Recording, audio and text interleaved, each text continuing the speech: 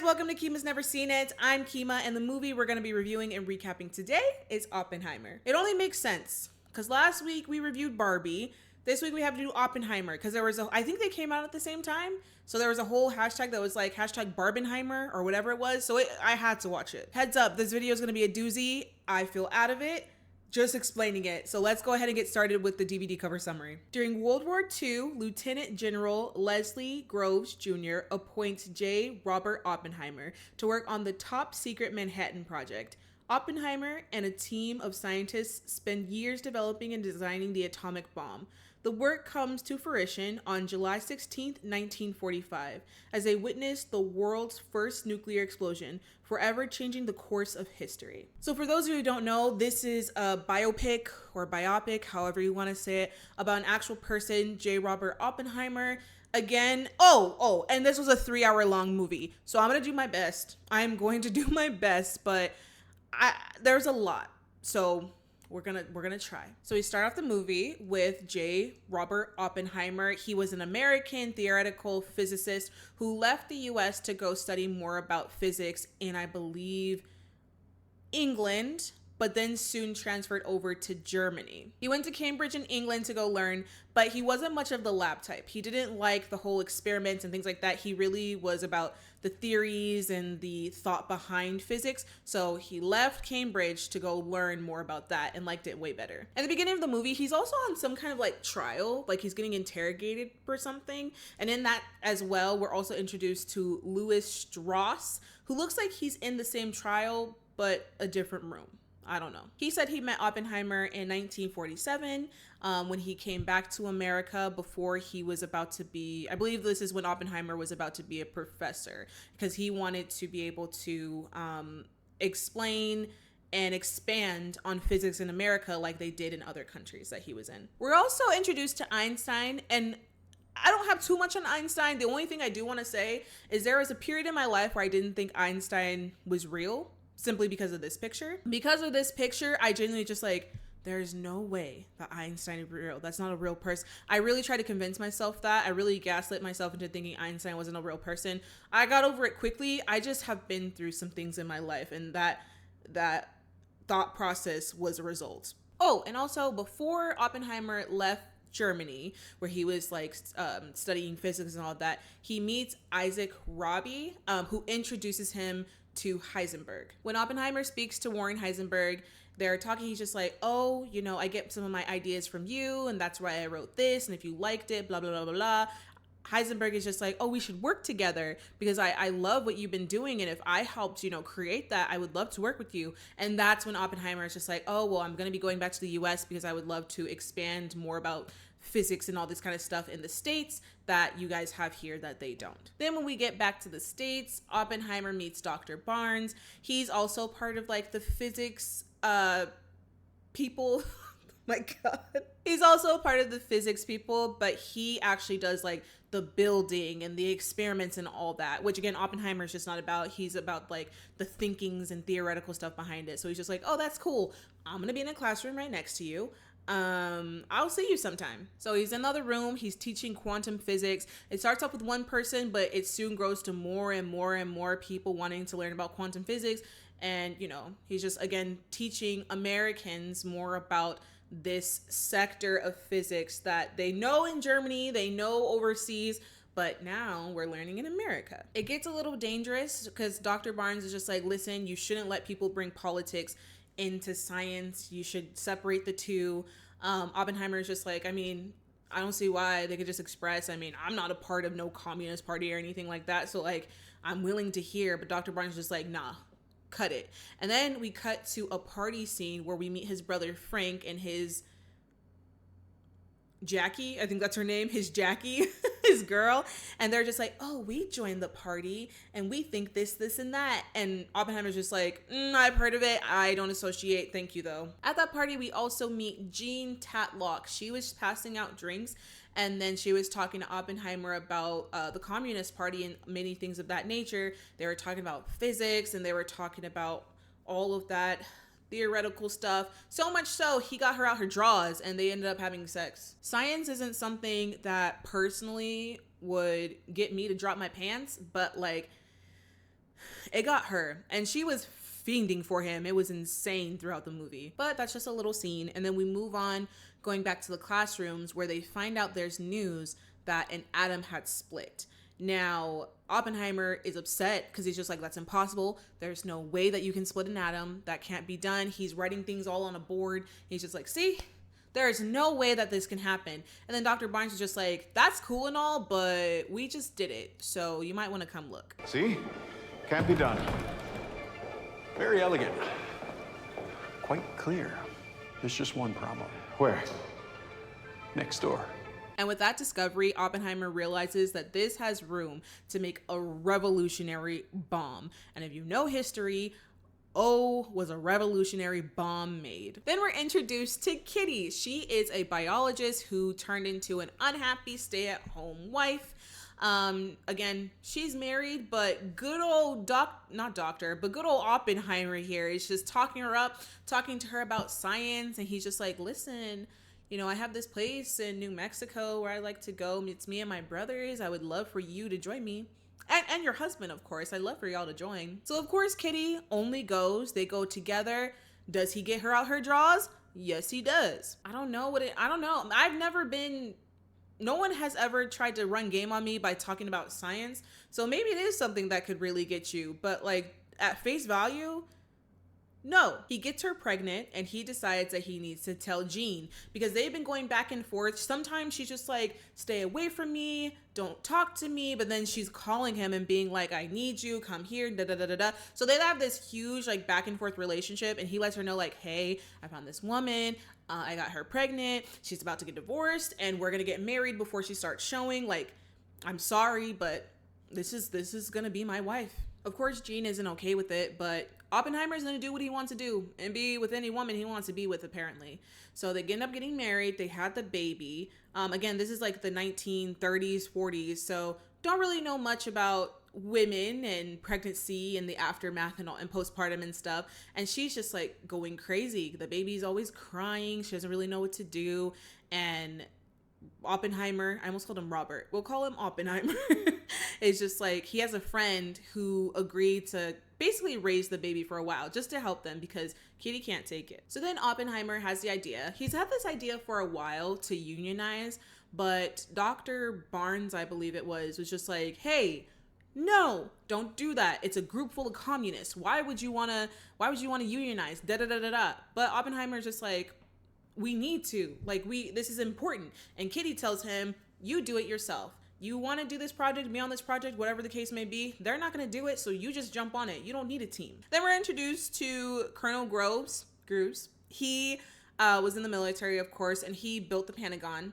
He was responsible for the Manhattan Engineer District. He was like appointed the lead of all of that kind of stuff. He's talking with Oppenheimer, and they're kind of going back and forth. And I guess this conversation finally convinces Oppenheimer to start working on the Manhattan Project, which is used to help build a bomb against enemies. Oppenheimer couldn't run a hamburger stand.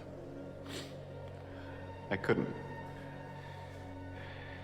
But I can run the Manhattan Project. So then they find basically a deserted plot of land in Los Alamos. I think it's in New Mexico, Los Alamos, New Mexico, where they're going to be doing all of their testing and experiments and stuff, creating this bomb.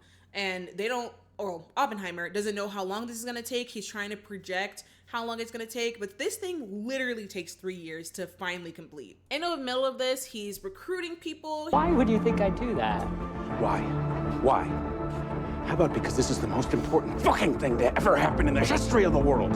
How about that? He's having a lot of conversations going back and forth. Of course, he meets with Jean, has their farewell sex. I'll just say sex. Their farewell sex. And he's just like, listen, I have a lot going on with this project. The faith of physics and stuff depends on me and what I'm doing. I can't see you anymore. Unfortunately, because of that, she just couldn't stand it. She ended up taking her life, unfortunately.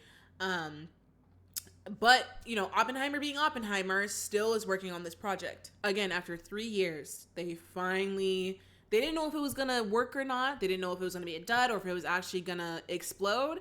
But they found out they were able to create an atomic bomb. And that is the same type of bomb that was dropped on Hiroshima. And once the news broke out that had happened, everyone's happy, celebrating and everything, except for Oppenheimer for some reason. I'll get more into this at the end of this recap. Yeah, I'll just get into the end.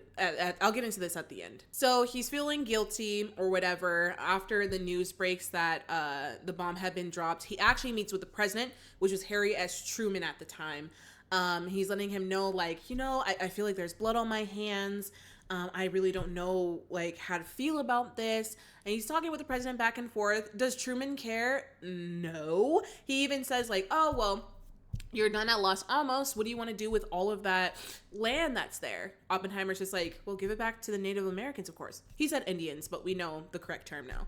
Give it back to the Native Americans, of course. And Harry S. Truman is just like, are you out of your mind? He doesn't care. He doesn't have remorse. He's just like, you didn't drop it. I dropped it. Don't worry about it. I don't know why you feel this way. It's fine. This is what needed to be done. But Oppenheimer's just in his head. He's just like, this is terrible. I did a terrible thing to innocent people. Blah, blah, blah, blah, blah, blah, blah. Don't let that crybaby back in here. So after this, a lot of stuff was going on. Oppenheimer was being questioned. He kept doing press conferences and things like that. He started getting not raided, but like investigated by the FBI and stuff. They're going through his trash. They're listening into him in different conversations and all this kind of stuff. Like, things are going insane. But a lot of this had to do with Mr. Strauss, because Oppenheimer humiliated Strauss at a press conference that they had, which at this point of them doing this, trial for Oppenheimer was 6 years ago. But he was just like, he embarrassed me. He humiliated me. I'm going to get him back. So all of this that's kind of going down is as a result of him wanting to get back at him. And Kitty knows this. She's just like, what are you guys not seeing? This man is trying to ruin everything for us, trying to take everything from us. And you don't see that it's this man. And finally, Oppenheimer is just like, yeah, that's probably right. We should fight back. We should fight back. Wake up. It is Strauss. It's always been Strauss, and you know it. Why won't you fight him? So then they have a bunch of people like the Colonel. They have Robbie come in and just people basically speak on his behalf and his integrity and stuff.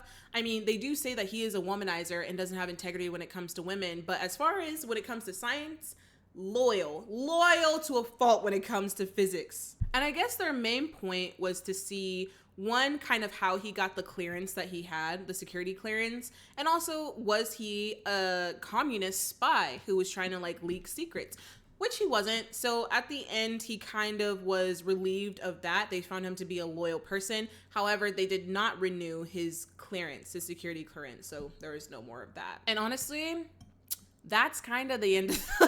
That's kind of the end of the movie. It's more of, again, it's a biopic about history and things. I was told that there is a documentary that was before this movie, and it would have helped me more if I watched the documentary before watching this movie. Because, again, I'm not joking. This movie is 3 hours long, and it's a lot. So honestly, I think I may go back and watch the documentary, then watch the movie and see if it puts more things in context. Because I will agree, it wasn't a bad movie or anything like that. It wasn't very long-winded, but it was just long, and it was a lot of stuff that I kind of didn't understand, unfortunately. So I just need to go back and see more about it. Also, so I saw some stuff where people were saying that in this movie, it is disingenuous to say that he felt some kind of remorse, because there are many reports and other things saying that he never regretted, creating the bomb and the fact that it had been dropped like that. So, I mean, there have been so many things in history that have been misconstrued throughout the years. I'm glad that now people are really trying to be like, that did not happen. Don't do that, and kind of retaliate against that. But like, that's just how the dice rolls. People do that all the time. We used to have history books where a Caucasian man was dressed up in pharaoh's garb, the things that they wore, their headpieces and stuff. Things about history has been misconstrued since the beginning of time. But like I said, I am glad that we are to a point where we are definitely going back to correct it, because that's not right. And something else I will say, I've said this before in the movie Avatar, I believe it was. Go check it out. It's so interesting to me when someone has a clear mission of doing bad things to a group of people. And then once they realize that they have fulfilled that mission, now they feel bad. I can understand going backwards and being like, you know, some things weren't the right decision, but you knew exactly what your goal was, and now that it has been done, you're just like, oh yeah, yikes. That's weird to me. This man knew what the bomb was going to be used for, knew that it would, you know, destroy lives, destroy people, destroy all this kind of stuff. But now that it actually happened, he's just, well, in the movie anyway, he's just like, oh, maybe I shouldn't have done that. That's a little weird to me. But regardless, I mean, like I said, I don't think this was a bad movie. I would watch it again after I watch the documentary. That way I can piece it together and kind of know more about it.